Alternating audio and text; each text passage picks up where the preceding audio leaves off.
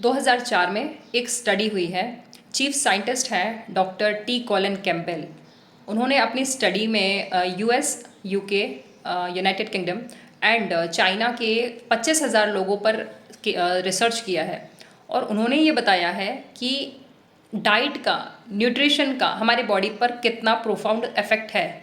तो हम ये जाने बिना कि हमारी डाइट ही हमारा मेडिसिन कैसे बन सकती है, हम चले जाते हैं डॉक्टर के पास मेडिसिन लेने के लिए। मेरा यहाँ पर सिर्फ इतना कहना है कि एक बुक है द चाइना स्टडी, 2004 में उस बुक में ये पब्लिकेशंस आया है जो स्टडी है डॉक्टर टी कॉलिन कैम्पबेल की। उन्होंने जो डाइट के बारे में बताया है आपको वो पढ़ना चाहिए। डाइट का किसी भी बीमारी को ठीक करने में और रिवर्स करने में किस तरह से इफ़ेक्ट है वो इस बुक में बताया गया है। लाइफस्टाइल चॉइसेस आपके हैं और मैं यहाँ पर सिर्फ डाइट के बारे में बात नहीं कर रही हूँ। मैं डाइट, उसके साथ में आपका ब्रीदिंग, आपका पानी कैसा होना चाहिए, आपका फूड, आपका वाटर एंड आपकी ब्रीदिंग, इन सबको मिलाकर देन आपका माइंड का स्टेट कैसा होना चाहिए, आपका माइंड सेट कैसा होना चाहिए, सबके बारे में हम बात करने वाले हैं। तो ये एक छोटा सा एक वीडियो है, एक छोटा सा मेरी तरफ से कोशिश है जिसमें मैं आपको समझा सकूं कि इस डाइट से आप कैसे अपने फिजिकल बॉडी पर काम कर सकते हैं और डिजीज़ को अगर कोई है तो उसे रिवर्स करने के लिए एक स्टार्टिंग कर सकते हैं। और अगर कोई डिजीज़ नहीं भी है तो भी आप अपनी लाइफस्टाइल को ठीक कैसे रख सकते हैं। एक दिन आपको सिर्फ एक वॉमिट होती है या सिर्फ एक खांसी आती है या बहुत ज़्यादा पेट में दर्द होता है, आप चले जाते हैं डॉक्टर के पास, आप करवाते हैं लैब टेस्ट। आपको पता भी नहीं है कि आपकी बॉडी में क्या चल रहा है, बट आप जानना चाह रहे हैं उस लैब टेस्ट से कि आपकी बॉडी में क्या चल रहा है। आपने लैब टेस्ट कराया, अगर उसका लैब टेस्ट कुछ पॉजिटिव आ गया, अगर उसमें कुछ भी आ गया, आप चले गए उसकी दवाई खाने। डॉक्टर ऑब्वियसली आपको दवाई लिख कर देगा, एक कैप्सूल, एक गोली आपको पकड़ा दी जाएगी। वो गोली किस चीज़ की है, वो गोली क्या है, आप जानेंगे भी नहीं, समझेंगे भी नहीं, आप उसे लेना शुरू कर देंगे। कोई भी बीमारी आपकी बॉडी में आई है उसका एक ही रीज़न है, आपका बॉडी का ज़्यादा एसिडिक होना और आपका बॉडी में इन्फ्लेमेशन का बढ़ना। तो अब वो इन्फ्लेमेशन जो है बॉडी के किसी भी पार्ट में हो सकता है। आपने लिया है बहुत सारा शुगर, बहुत सारा सॉल्ट, आपने खाया है फ्राइड फूड, तो आपकी बॉडी उसको कहीं ना कहीं सेव करके रखने वाली है। और उसके साथ में आप खा रहे हैं आजकल पिज़्ज़ा, बर्गर, सैंडविच, सारे मैदे के आइटम्स, जो कि बिस्किट्स, ओके। तो ये आपको बताया जाता है कि ये व्हीट फ्लावर के हैं, बट ये होल व्हीट फ्लावर के नहीं हैं, ये रिफाइंड व्हीट फ्लावर है जो कि मैदा है। तो इन चीज़ों को अगर आप कंज्यूम करेंगे तो वो कहीं ना कहीं आपकी बॉडी में धीरे धीरे फैट इकट्ठा होगा।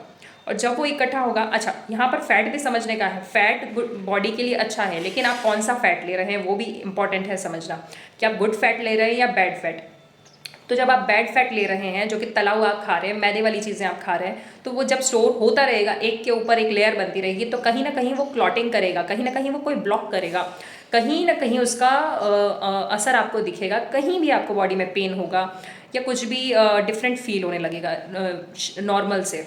तो जब ये फीलिंग आपको आती है तो आप जाते हैं डॉक्टर के पास। तब आपको समझना है कि आपका लाइफस्टाइल में आप क्या गलत कर रहे हैं, क्योंकि हमारी बॉडी क्या खाने के लिए बनी है जिसमें कि हमें सारे ही न्यूट्रिएंट्स मिल जाते हैं।